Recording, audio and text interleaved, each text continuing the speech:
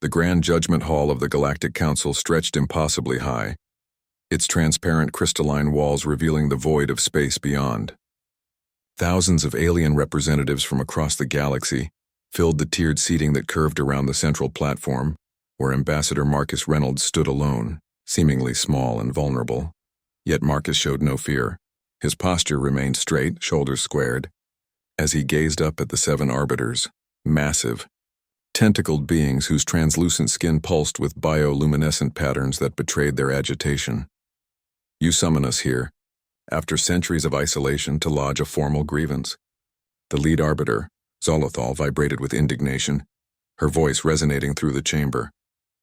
Humanity barely achieved interstellar travel 3 decades ago. You have no standing here. Marcus smiled thinly. With respect, Arbiter, we are not here to lodge a grievance. We are here to inform you of consequences already set in motion. A ripple of murmurs spread through the assembled aliens, representatives of the Fraxian Empire, insectoid beings who had first violated Earth's space, clicked their mandibles nervously. 72 Earth days ago, Marcus continued, his voice amplified throughout the chamber. The Fraxian mining fleet entered our solar system. They bypassed our outpost on Pluto, ignored communications from our Mars colonies, and proceeded to establish extraction operations on our moon. Holographic images appeared above him, showing massive alien ships descending upon Earth's moon, drilling equipment deploying, lunar regolith being harvested. We sent 17 warnings, Marcus said, each more urgent than the last, each explaining that the lunar deposits they sought contained engineered nanomaterials, the remnants of an environmental recovery project. Each warning detailed the specific danger. The Fraxian ambassador rose, his chitinous exoskeleton gleaming under the chamber lights. Your primitive beacons were intercepted but deemed inconsequential. Earth is classified as a Level 2 civilization. Your technological understanding is considered inadequate. Marcus nodded slowly. That was your first mistake. He tapped his wrist device and new images appeared. Fraxian ships returning to their homeworld, unloading their lunar harvest. Then, strange growth patterns appearing across Fraxian cities, buildings developing unusual crystalline structures, infrastructure systems beginning to merge and transform. What is this deception? The Fraxian ambassador chittered frantically. Not deception. Documentation, Marcus replied calmly. Our lunar nanomaterials were designed to rebuild and restructure, on a molecular level, to repair radiation damage on Earth after the climate wars. When removed from their containment fields and introduced to new environments, they adapt. The hall erupted in chaos as the implications became clear. The arbiters pounded their ceremonial staffs for order. You weaponized your moon? Zolothal thundered. No, Marcus corrected. We developed advanced environmental restoration technology and clearly marked it as hazardous to external parties. The warning buoys we deployed contained complete technical specifications and deactivation protocols. The Fraxians chose to ignore them. He turned to face the entire assembly. 3 Fraxian worlds are now experiencing uncontrolled molecular restructuring. It cannot be stopped by conventional means. He paused. However, we can stop it. This is blackmail, the Fraxian ambassador hissed. This is consequence, Marcus countered. Humanity spent centuries isolated, developing technologies you never bothered to monitor because you deemed us primitive. You never asked what we were building during our silence. You never wondered why we didn't reach for the stars the moment we could. A new hologram appeared. Earth, surrounded by a complex network of satellites, defense systems, and monitoring stations that had remained undetected by galactic scans. Earth is not defenseless, Marcus said softly. It never was. We are here today not to ask for recognition but to offer assistance, and to make something abundantly clear to this council. His eyes swept the chamber. The next species that enters Earth space uninvited will face far worse than simple nanite contamination. The silence that followed was absolute. Now, Marcus said, producing a small device from his pocket, shall we discuss the technical details of how to save the Fraxian worlds? Or would you prefer to continue underestimating humanity? 3 days later, Marcus sat in his temporary quarters in the Council's diplomatic wing, reviewing the technical data being transmitted from Earth. The Fraxian delegation had finally agreed to accept human assistance after 2 more of their colonial outposts, reported the beginning stages of nanite transformation. Pride and fear had given way to desperation. Ambassador Reynolds announced the room's communication system. Director Voss of Earth's Containment Division has arrived. Send her in, Marcus replied, standing to greet his colleague. Alara Voss entered with the brisk efficiency that had made her Earth's foremost expert on nanite technology. Her dark hair was pulled back tightly, her expression serious as she placed a secure case on the table between them. The Council approved our intervention team, she said without preamble. 7 ships, 40 specialists. We deployed Aphraxia Prime in 6 hours. Marcus nodded. And the containment protocols? Certified and ready. She opened the case, revealing rows of small hexagonal devices. These inhibitors will halt the nanite progression at a molecular level. Once the transformation stops, we can begin the reset sequence. Will it work? Alara's expression remained neutral. In theory. We've never tested the protocols outside Earth's gravitational field. The Phraxian environment may present complications. Marcus studied her carefully. They had worked together for nearly a decade. Ever since the first nanite experiments had shown unexpected results, he knew when she was holding something back. What aren't you telling me, Alara? She hesitated, then activated her personal security field, a thin bubble that would prevent any surveillance from detecting their conversation. The nanites are evolving faster than expected, she said quietly. The samples retrieved from Phraxia show adaptation patterns we've never seen before. They're integrating with Phraxian biotechnology in ways our models didn't predict. Is this containable? Yes, she replied, though the slight pause before her answer was telling. But the Council's scientific division is asking questions we can't afford to answer. About the origin of our nanite technology, about why it's so advanced for a Level 2 civilization. Marcus leaned back, considering the implications. They're beginning to suspect. Yes, and if they discover the truth that our nanites aren't entirely of human origin, they'll classify Earth as a quarantine zone at best, Marcus finished. At worst, they'll order sterilization protocols. The weight of this reality settled between them. Earth's technological leap hadn't been entirely of their own making. The nanites they had discovered buried in ancient lunar craters had contained something, unexpected patterns and structures that had guided human development in directions no one could have predicted. We need to finish the Phraxian containment quickly, Marcus decided, before the Council realizes what they're really dealing with. Alara nodded. I've assembled the best team possible. We'll contain this situation and extract before they can piece it together. And if they do? She met his gaze steadily. Then Earth had better be prepared for consequences of our own. As they finalized their plans, neither of them noticed the small distortion in the corner of the room. A Council security drone that had managed to penetrate even Alara's advanced countermeasures. The information it gathered would soon reach those who had spent millennia preventing exactly the kind of technological renaissance that Earth was experiencing. The stage was set. The nanites continued their transformation on distant worlds, and ancient forces stirred in response to a signal they had been waiting to receive for thousands of years.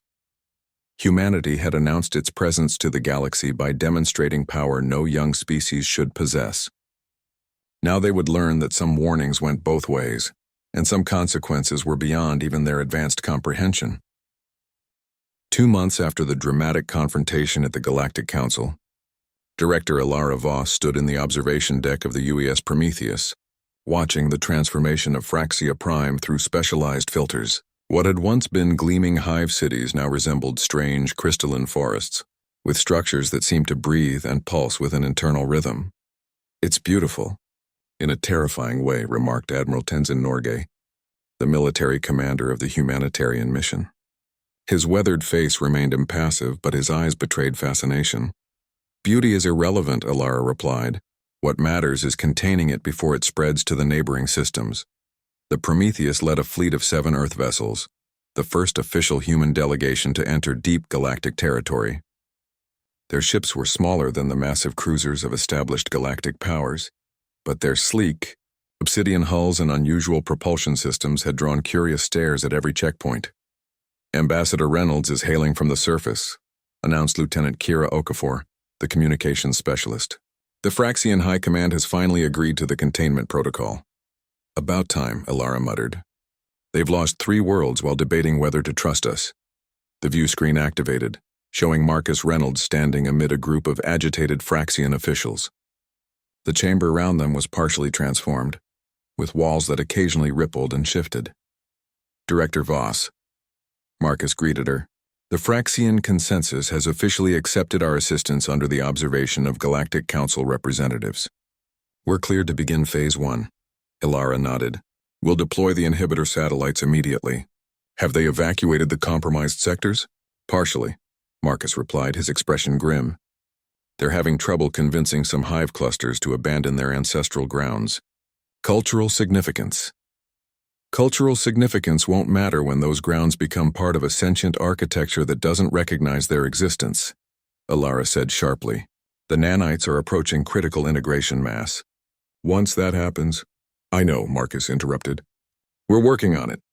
Just start the deployment. As the communication ended, Ilara turned to Admiral Norgay.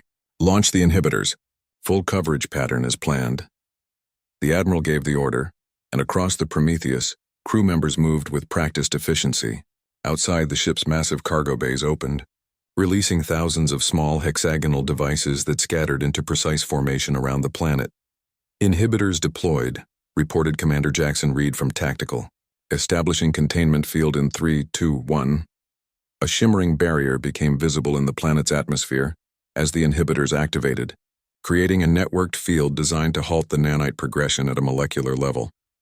Field stable, Jackson confirmed. Nanite activity decreasing at boundary zones. Good, Ilara said. Now for the hard part. She turned to Admiral Norgay. Prepare the extraction teams. We need to get into the central hives and deploy the reset protocols directly. Those areas are the most heavily transformed, the Admiral warned. Our suits haven't been tested in such advanced nanite concentrations. Everything we do here is untested, Admiral, Ilara replied. That's the point of being the only ones who understand the technology. 12 hours later, Ilara led the first extraction team toward the surface in a specialized shuttle. Through the viewport, she could see the transformed landscape.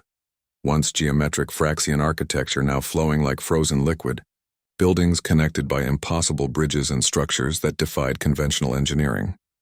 Remember, she addressed her team, all specialists in nanite technology. The Fraxians will be watching every move we make. So will the Galactic Council observers. This isn't just about fixing their problem. It's about demonstrating exactly what humanity is capable of. Without revealing too much, added Dr. Alexei Volkov, her chief nanite specialist. Precisely. Ilara checked her specialized environment suit one last time. We show them enough to earn respect, not enough to cause fear. As the shuttle landed at the designated extraction point, Ilara was surprised to see a Fraxian delegation waiting, led by Supreme Hive Commander Kistik. The massive insectoid's compound eyes reflected the strange light of the transformed city. Director Voss, the Hive Commander's translator, rendered its clicks and chirps. Before you proceed, I must know, why would you help us after we violated your territory? After we dismissed your warnings? Ilara considered the alien carefully before responding. Because the alternative is allowing 3 worlds to become something that might threaten everyone, including Earth. Because proving our capability is more effective than describing it. She paused. And because showing mercy to those who underestimated you is the most powerful demonstration of superiority in any language. The Hive Commander's antennae twitched, a sign of surprise or perhaps respect. You have strange wisdom for a young species. We had to grow up quickly, Ilara replied, activating her helmet. Now shall we save your world, Commander? The clock is ticking. The extraction team moved through the transformed hive city, their specialized equipment scanning and mapping the nanite structures.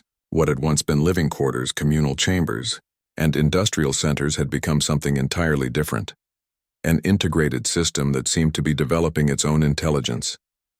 These configurations are unlike anything we've seen on Earth, Alexei noted, studying his readings. The nanites are incorporating Fraxian biotechnology into their own structures. Learning from it. Can the reset protocols handle that?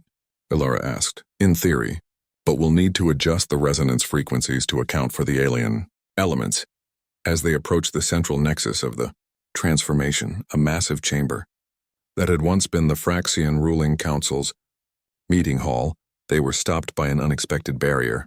The entrance had sealed itself, the material hardening into something resembling diamond. "It's defending itself," Alexei said quietly. "The nanites are developing strategic responses." Ilara activated her suit's enhanced cutting tools, a laser system that could slice through almost any known material. It made no impression on the barrier. "Options?" she asked. Dr. Maya Patel, their material specialist, stepped forward. "We need to think like the nanites, not against them. They respond to molecular resonance." She removed a small device from her equipment pack. "This should create a harmonic pattern that mimics their own restructuring signals." The device emitted a pulsing wave that was felt, rather than heard. After a moment, the barrier began to flow like liquid, creating an opening just large enough for them to pass through. "Impressive. Dr. Patel," Ilara said. "Basic nanite psychology," Maya replied with a slight smile. "They're not malevolent, just following their programming. If we speak their language, they'll cooperate." Inside the central chamber, the transformation was most complete. The space had become a cathedral of interconnected crystalline structures, pulsing with internal light that followed complex patterns. At the center floated what appeared to be a developing neural network, billions of nanites forming connections that resembled a massive brain. "It's beautiful," Alexei whispered. "It's dangerous," Ilara corrected. "Set up the resonance inhibitors. Full spectrum coverage." As the team deployed their equipment, placing small devices at precise intervals around the chamber, they were observed silently by both the Fraxian officials and the Galactic Council representatives, who had insisted on monitoring the operation. Among the council observers was a hooded figure whose species Ilara couldn't identify, someone important enough to warrant special treatment from the others. "Inhibitors in position," Maya reported, "ready to activate on your command." Ilara checked the final readings on her suit's display. The nanite activity was reaching critical integration mass, the point at which their collective behavior would begin to demonstrate true emergent intelligence. If they passed that threshold, containment would become exponentially more difficult. "Activate," she ordered. The inhibitors came to life, creating a field that resonated at precisely the frequency needed to disrupt the nanites' communication patterns. The crystalline structures around them dimmed, their pulsing rhythm slowing and then stopping altogether. The central neural structure, however, continued to glow, though its development visibly halted. "Partial success," Alexei noted. "We've stopped the progression but not reversed it." "That was only phase 1, Ilara reminded him. "Now for the reset." She approached the neural center, carrying a specialized device that contained the reset protocols, essentially a command structure, that would reprogram the nanites to deconstruct their transformations and return to dormancy. As she raised the device toward the floating neural network, the hooded council observer suddenly stepped forward. "Wait!" A voice emanated from beneath the hood, a whisper that somehow filled the chamber. "You cannot proceed." Ilara turned. "We have authorization from both the Fraxian government and the Galactic Council to implement these protocols. You have authorization to contain, not to reset." The figure moved closer, its face still hidden. "The Council wishes to study this technology further before it is deactivated." "Study it?" Ilara felt a chill that had nothing to do with her suit's temperature regulation. "This technology is approaching sentience. The longer it remains active, even in a contained state, the more dangerous it." On the 40th day of the Fraxian intervention, Dr. Alexei Volkov made a discovery that changed everything. The human teams had established control centers in all 3 affected Fraxian worlds, working around the clock to contain and reverse the nanite transformations. Progress was steady but slower than anticipated, with the native architecture proving more resistant to the reset protocols than Earth-based. Simulations had predicted Alexei was running new adaptation sequences in the mobile laboratory when his instruments detected an anomaly in the nanite behavior. "Patterns, Director Voss," he called over the secure channel. "I need you in Lab 3 immediately." When Ilara arrived, she found Alexei staring at a 3-dimensional projection of nanite structures that pulsed and reorganized in patterns she didn't recognize. "What am I looking at, Doctor?" she asked. "Evolution," Alexei replied, his voice hushed with a mixture of professional awe and personal dread. "The nanites aren't just adapting to the Fraxian environment, they're learning from it. incorporating elements of Fraxian biotechnology into their own structure. Ilara stepped closer to the projection. That shouldn't be possible. The lunar nanites were designed with strict evolutionary limitations. Those limitations were based on Earth parameters, Alexei explained. The Fraxians use organic synthetic hybrid technology we've never encountered. The nanites are treating these new elements as inspiration. He manipulated the display, zooming in on a particular structure. This configuration here, it's mimicking Fraxian neural network architecture but with significantly enhanced efficiency. Are you saying the nanites are developing intelligence? Ilara asked, her voice sharp. Not yet, Alexei said. But they're building foundation structures that could eventually support it. Given enough time and resources, how long?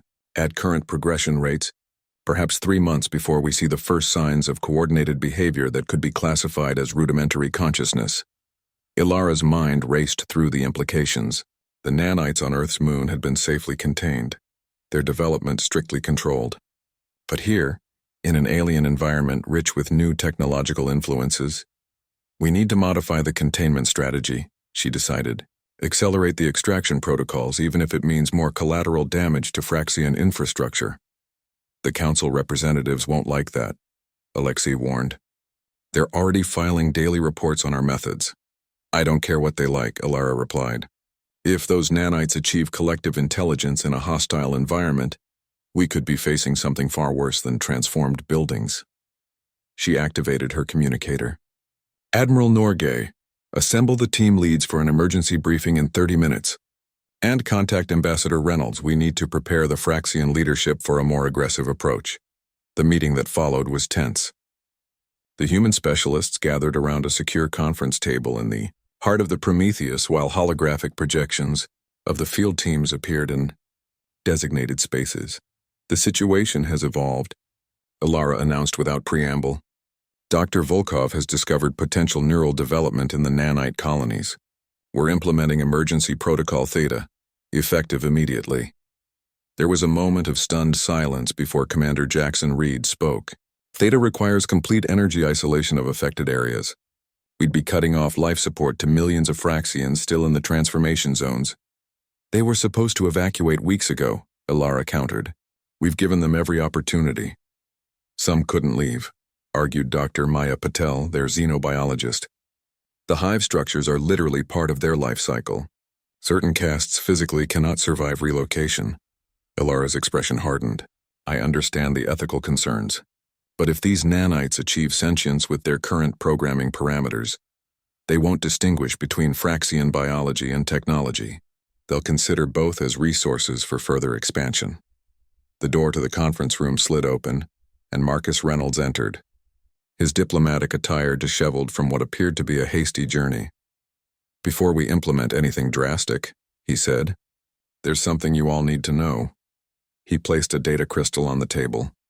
The Galactic Council just granted me access to their restricted archives on extinction-level events. The crystal projected images of worlds, dozens of them transformed, in ways eerily similar to what they were witnessing. On the Fraxian planets, what am I looking at? Ilara asked. Worlds affected by what the Council calls the synthesis approximately 12,000 years ago, Marcus explained.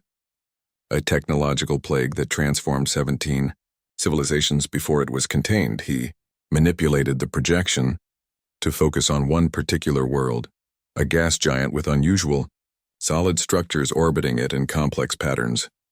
This was the homeworld of the predecessors, Marcus continued, the species that allegedly seeded much of the galaxy's current technological foundations before disappearing. Alexei leaned forward, his eyes wide. Are you suggesting our lunar nanites are not entirely of human origin? Marcus finished. I don't know. But the similarity in transformation patterns is too precise to be coincidental. The Council archivists believe the predecessors didn't go extinct. They transformed themselves in their environments through a directed evolution technology, remarkably similar to our nanites. The implications hung in the air, like a physical weight. If that's true, Ilara said slowly, then what we're containing isn't just a technological accident. It's the resurgence of something ancient, something deliberately created to transform worlds. Precisely, Marcus agreed. and the Council is terrified that humanity has somehow rediscovered this technology, or worse, that we've been advancing it. Admiral Norgay, who had remained silent throughout the exchange, finally spoke. This changes our strategic position considerably. If the Council believes we possess predecessor technology, they'll never trust us, Marcus interrupted. They'll quarantine Earth at minimum. At worst, he didn't need to finish the thought. Everyone present understood the implications of being classified as an existential threat by the combined powers of the galaxy. Ilara studied the projections for a long moment before making her decision. We proceed with Protocol Theta, but with modifications to minimize Fraxian casualties. And we tell them nothing about this connection to the predecessors. She looked around the table.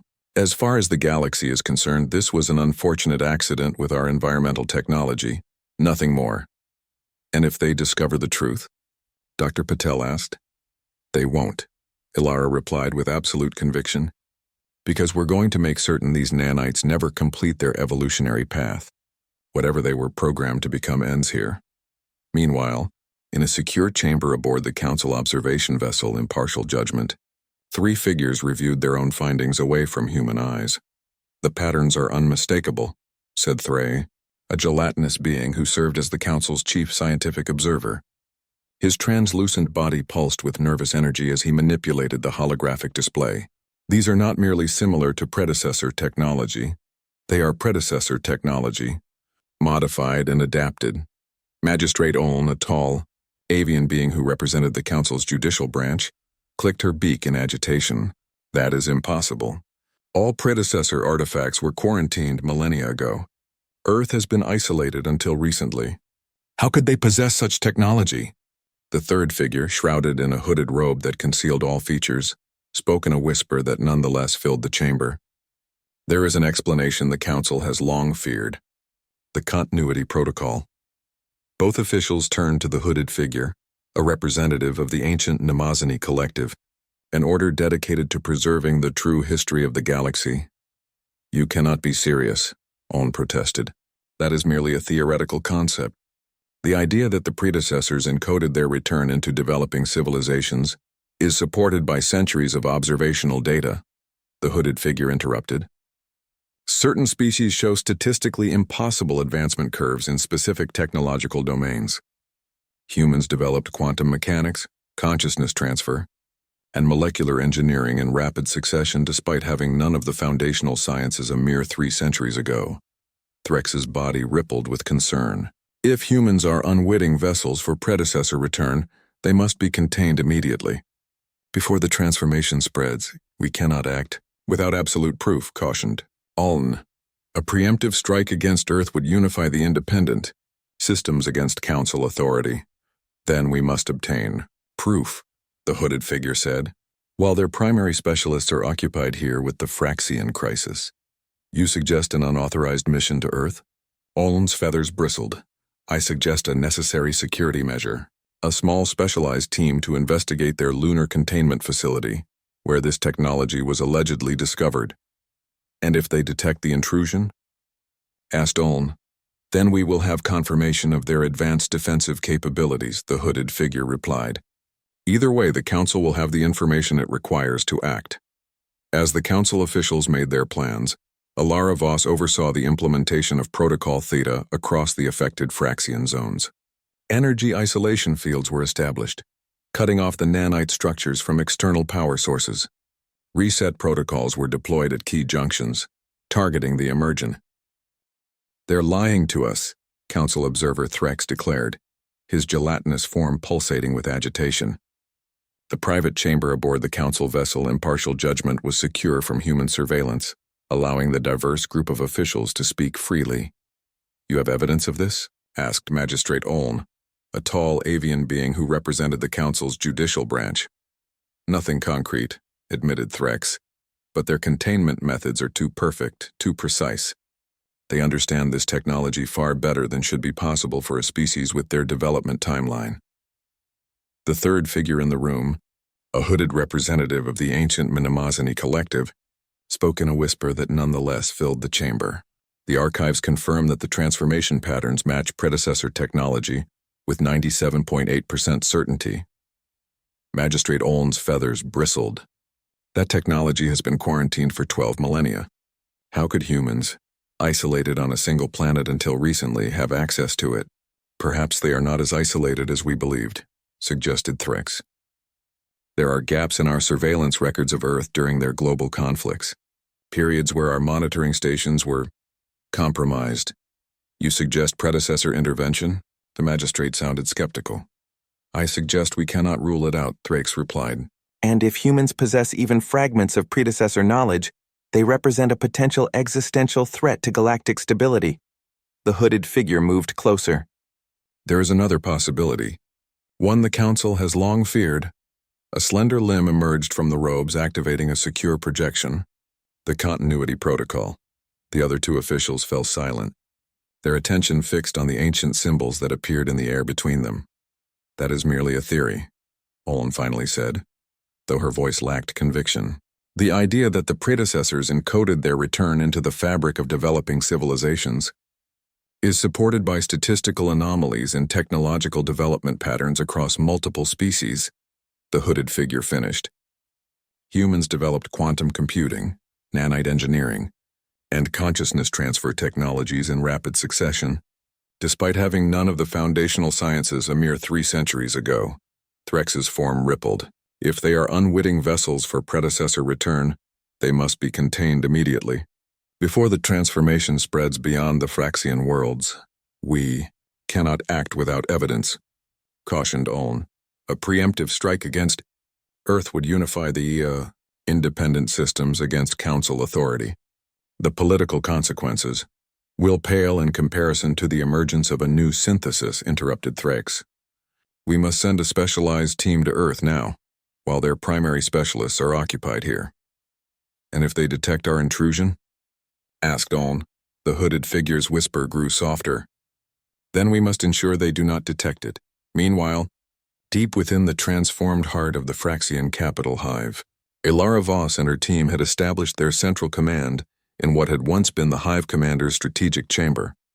The room had been partially reclaimed from nanite transformation, though the walls still occasionally rippled with patterns that resembled circuitry. Energy isolation complete in sectors 7 through 23, reported Lieutenant Okafor. Nanite activity decreasing by 62% in affected areas. Casualties? Ilara asked, not looking up from the holographic map that displayed the transformation spread. Minimal. The Fraxian evacuation teams are proving more efficient than expected. Alexei approached, looking troubled. Director, I've been analyzing the latest nanite samples from the central column. Their evolutionary patterns have changed. Changed how? Ilara's attention sharpened. They're becoming more uniform, less exploratory. He displayed a microscopic view of the structures. It's as if they've received new instructions. That's impossible. All communication with the lunar containment has been severed. Unless they're receiving instructions from somewhere else, Alexei suggested quietly. Before Ilara could respond, a priority alert sounded from her personal communicator, a direct line to Earth that was only to be used in extreme emergencies. The message was brief and encoded at the highest security level. Unauthorized Council vessel approaching lunar perimeter. Defensive grid activated. Possible containment breach imminent. Return to Earth immediately. Authorization. Prometheus Protocol. Ilara's blood ran cold. The Prometheus Protocol was the contingency plan for the worst-case scenario. Discovery of Earth's true technological capabilities by hostile forces. She turned to Admiral Norgay, who had just received the same alert. How quickly can we withdraw our teams? 6 hours minimum, he replied grimly. The extraction shuttles are dispersed across all 3 worlds. We have less than that. Ilara made a swift decision. Initiate final containment. The Admiral's eyes widened. That protocol hasn't been tested in actual conditions. The energy requirements alone will be met, Ilara interrupted. We've prepared for this possibility since we arrived. She turned to Alexei. Doctor, initiate the resonance keys. Alexei hesitated only briefly before nodding. The consequences will be permanent. The Fraxians may never fully recover their transformed territories. Better damaged territories than no territories at all, Ilara replied. If the Council discovers what these nanites really are, what they're becoming, They'll sterilize these worlds entirely. As her team rushed to implement the emergency protocols, Ilara opened a secure channel to Marcus Reynolds, who was in conference with the Fraxian leadership. "Prometheus is awakening," she said simply. Marcus's expression revealed nothing, but she saw him excuse himself from the alien delegates. "How bad?" he asked when he was alone. "Breach attempt at Luna. We need to execute total containment and withdraw immediately." Marcus closed his eyes briefly. "The Fraxians will see this as abandonment. We promised them complete restoration, and we'll honor that promise," Ilara assured him. "But not today. Today we protect Earth. Understood." Marcus straightened his diplomatic attire. "I'll create the necessary diversion. Just get our people home safely." As the communication ended, Ilara felt a presence behind her and turned to find Hive Commander Kaztik standing in the doorway, its compound eyes unreadable. "You are leaving." The translator rendered its clicks. It wasn't a question, but Ilara answered anyway. "A situation has developed that requires our immediate attention. We're implementing the final containment protocol before departure, which will halt the transformation but not reverse it." The Fraxian noted. "Our cities will remain changed." "Temporarily," Ilara said, though she knew the commander could likely detect the uncertainty in her voice. "We will return to complete the restoration once we've addressed this new threat." The massive insectoid moved closer, looming over her. The council observers departed suddenly as well. They received a priority communication approximately 20 Earth minutes ago. Ilara maintained her composure despite the alarm this information triggered. "Did they indicate why?" "No, but they seemed afraid." The commander's antennae twitched. "Just as your people now seem afraid." For a moment, Ilara considered telling the truth, that the technology transforming the Fraxian worlds might be connected to an ancient power that had once transformed entire civilizations. That Earth might unknowingly be carrying the seeds of something that transcended humanity itself.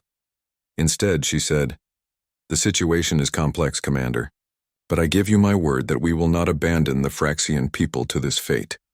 The alien studied her with its multifaceted eyes. "There is an old saying among my people, truth hides in the spaces between words." It stepped aside, clearing her path to the door. "Go address your emergency, Director Voss, but know that the Fraxian consensus will remember what happens here today." The journey back to Earth was conducted in tense silence. The human fleet traveled at maximum speed, pushing their advanced propulsion systems beyond safety parameters. Every crew member understood the stakes. They were racing not just against the Council's investigative team, but against the possibility of a full military response if Earth's secrets were discovered. Aboard the Prometheus, Ilara Voss spent the transit time reviewing the final containment results from the Fraxian worlds. The modified resonance protocol had successfully halted the nanite progression, freezing the transformation in its current state. The affected cities stood as crystalline monuments to humanity's first interstellar crisis, and to the ancient technology they had unknowingly awakened. "We're approaching lunar orbit," announced Admiral Norgay from the command deck. "Defensive grid is active, but there's no sign of the Council vessel that triggered the alert." "Visual confirmation of Luna Station?" Ilara asked. "Coming through now." The main view screen displayed Earth's moon, its familiar cratered surface marred by what appeared to be a massive impact crater that hadn't been there when they departed. Around it, the normally invisible defensive network shimmered with energetic disturbance. "Magnify Sector 4, Ilara ordered, her voice tight. The image zoomed in on the new crater, except it wasn't a crater at all. The lunar surface had been transformed, portions of it restructured into geometrically perfect formations that radiated outward from a central point. "The containment field was breached," Alexei whispered. "They released the nanites. Intentionally?" asked Admiral Norgay. "Unknown," Ilara replied, "but irrelevant now. The transformation has begun." She activated the ship-wide C. 6 hours later, Ilara Voss and Marcus Reynolds stood on the transformed lunar surface, their specialized suits the only protection against the swirling nanite clouds that filled the thin atmosphere. Around them, what had once been the stark lunar landscape had become an intricate crystalline architecture that pulsed with internal light. "It's beautiful," Marcus whispered through the comm system. Like nothing I've ever seen. And getting more complex by the minute, Alara noted, checking the readings on her wrist display. The transformation is accelerating. We have perhaps an hour before it reaches critical integration mass. They made their way toward the epicenter, a towering spire of impossibly intricate design that reached nearly a kilometer into space. Each step felt strangely deliberate, as if the very surface beneath them was analyzing their presence. "We're being scanned," Alara confirmed, watching her instruments. "The nanites are mapping our biological and technological signatures." As they approached the central spire, the structure began to respond to their presence. Pathways formed before them, leading upward along a spiraling route to an opening that appeared midway up the massive tower. "It wants us to enter," Marcus observed. "Or it's hurting us," Alara replied cautiously. "Stay alert." The interior of the spire was a cathedral of light and motion. Surfaces flowed and shifted around them, forming and reforming in patterns that seemed almost like language. Their suit sensors recorded everything, transmitting data back to Earth through quantum-entangled relays. "We need to establish communication," Marcus said, activating the specialized interface built into his suit. Initiating first contact protocols.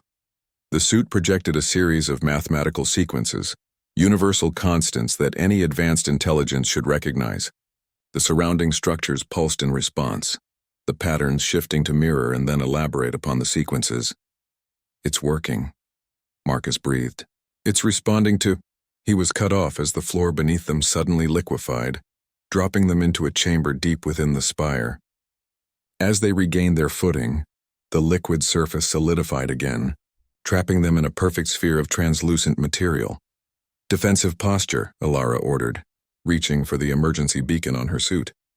But before she could activate it, the sphere around them came alive with projections, images of Earth, of human history, of the Fraxian worlds, of the approaching Council fleet. The display was so vivid and detailed it was as if they were witnessing these events directly.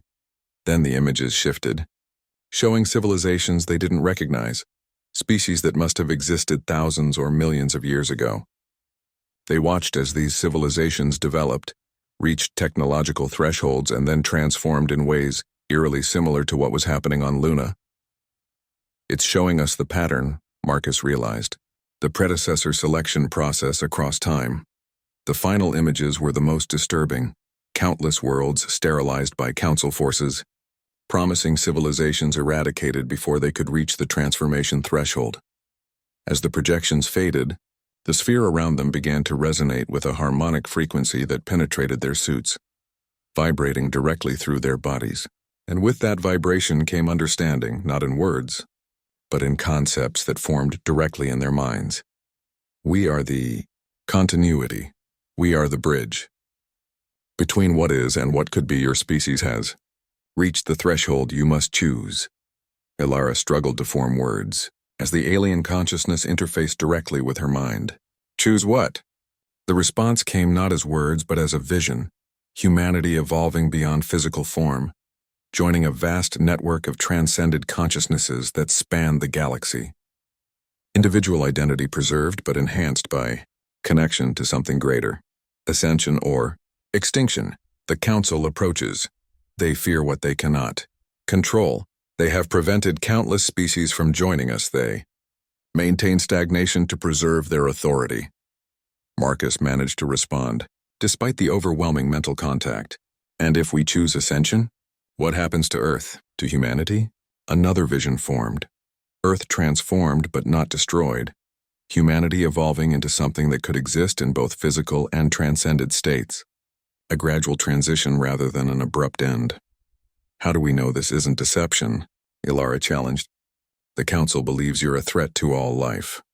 The response was a flood of information, the true history of the galaxy, the rise of the Council from species that had deliberately sabotaged their own ascension opportunities out of fear, their millennia-long campaign to prevent others from evolving beyond their control. And with that history came proof, verifiable data, mathematical constants that couldn't be falsified, quantum signatures that matched ancient artifacts discovered on 100 worlds. "They've been lying," Marcus whispered, "all this time. The choice must be made now. The window of opportunity closes. The Council fleet approaches Alara, and Marcus shared a look through their faceplates, a moment of silent communication between two humans facing a decision that would alter the course of their species forever. "We need to consult Earth," Alara said finally. "This isn't a choice two people can make for billions." The entity seemed to consider this. "Time is limited. But your request is reasonable. We will establish direct contact with your leaders." The sphere around them pulsed once, brilliantly, and they felt the quantum entanglement network expanding, reaching outward to Earth, connecting directly to the harmony network that linked humanity's leadership. In that moment, Alara understood the true purpose of humanity's technological development. Every innovation, every intuitive leap had been guiding them toward the creation of a global consciousness network that could interface with the predecessor intelligence. Through their suits' communication systems, they could hear the stunned reactions of Earth's leaders as they experienced the same revelations, the same offer that had been presented to Alara and Marcus. And as the transformed lunar surface continued its evolution, as the Council fleet entered the outer reaches of the solar system, humanity faced its moment of truth, a choice between facing extinction at the hands of those who feared change, or embracing an evolution beyond anything they had imagined. In the heart of the lunar spire, watching the reactions of billions through the quantum network, Ilara Voss finally understood why Earth had been developing in isolation all these centuries, why humanity's warnings to the galaxy had been ignored. They hadn't been warnings at all, they had been invitations, and the galaxy, or at least those who controlled it, had been terrified of accepting. "We choose our own path," she said, speaking not just for herself but for humanity, as the collective decision formed across the harmony network. Neither extinction nor complete ascension. We choose to exist at the threshold, to be the bridge between what was and what could be. The entity seemed to pulse with something like approval. An unexpected choice. New possibility, the bridge. As the Council fleet entered firing range of Earth, as the lunar transformation reached its culmination point, the Harmony Network activated the Prometheus contingency. Across the planet, hidden installations hummed to life, broadcasting a signal that matched the lunar quantum patterns, but with a crucial difference, a human modification that neither the predecessors nor the Council had anticipated. The transformed sections of Luna responded immediately, their structures shifting to align with the Earth signal. The quantum entanglement network across the galaxy pulsed in synchrony, and for a moment, the entire fabric of spacetime seemed to vibrate with potentiality. In orbit around Earth, the Council fleet's weapons powered up, targeting key population centers and strategic locations. But before they could fire, their systems failed, disrupted by a wave of nanite-enhanced quantum interference that originated from the lunar spire. Aboard the Council command vessel, Magistrate Owen watched in horror as her ship's displays showed the lunar transformation accelerating beyond all projected models, reaching toward Earth not as a destructive force but as a connective one. "What have they done?" she whispered. The hooded representative of the Mnemosini collective stood silently beside her, watching the transformation unfold with ancient eyes that had seen the rise and fall of countless civilizations. "They have chosen a third path," the figure finally said. "Not transcendence, not stagnation, something new." On the lunar surface within the heart of the spire, Alara and Marcus experienced the culmination of humanity's choice. The crystalline sphere around them dissolved, flowing into their suits, merging with the technology they had brought. The nanites restructured the material at a molecular level, creating an interface between their biological forms and the emerging consciousness network. "I can feel it," Marcus gasped. "Earth, Luna, the Fraxian worlds, they're all connected, all part of the same pattern." "Not just them," Alara replied, her voice filled with wonder. "Look." Through the transparent walls of the spire, they could see the Council fleet hanging motionless in Earth orbit. The ships were surrounded by a shimmering field of nanites that had flowed outward from Luna, establishing a containment protocol of humanity's own design. "The tables have turned," Marcus observed. "Now they're the ones contained." A new presence entered their awareness. General Diana Reyes, connected through the Harmony Network from Earth's command center. "Director Voss, Ambassador Reynolds." Her voice came through with perfect clarity despite the distance.